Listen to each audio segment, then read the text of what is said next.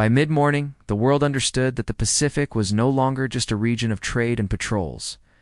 It had become a testing ground for next-generation military technology and a stage for power projection. America had successfully defended its base, but the message from China was unmistakable.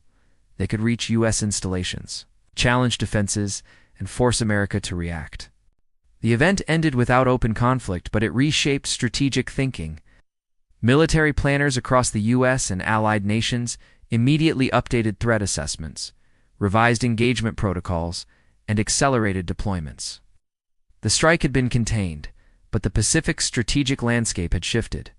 Both sides now knew that any miscalculation could escalate into a confrontation with far-reaching consequences. The night of September 14th would be remembered as the day technology, timing, and strategy collided. America had defended itself. The Pacific remained under U.S. control, but the balance of power had become more delicate than ever. The events of that night in the Pacific left a clear lesson. Modern warfare is no longer about numbers alone. It is about speed, technology, coordination, and the ability to make life-and-death decisions in seconds. The missile attack on the U.S. base proved that both offense and defense have reached unprecedented levels of precision. Hypersonic weapons, long-range surveillance, and real-time intelligence can decide outcomes faster than any human reaction.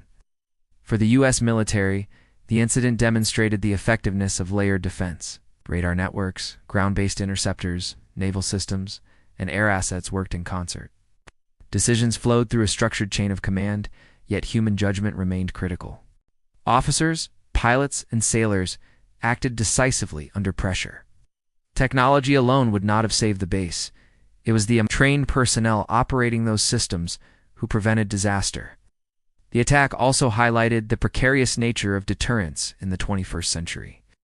One miscalculation or a delayed response could have escalated a limited strike into a broader conflict. The Pacific is no longer a distant theater of operations. It is a dynamic region where geopolitical ambitions, economic interests, and military power collide. Every base, every ship, every aircraft carries weight far beyond its immediate role.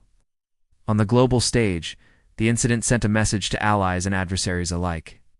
The United States demonstrated readiness, resilience, and the ability to neutralize the most advanced threats. At the same time, it reminded the world that any aggressive act in contested regions could have swift, decisive consequences. Diplomacy now operates alongside technology, each shaping the strategy of nations with equal importance. Finally, the human dimension cannot be ignored.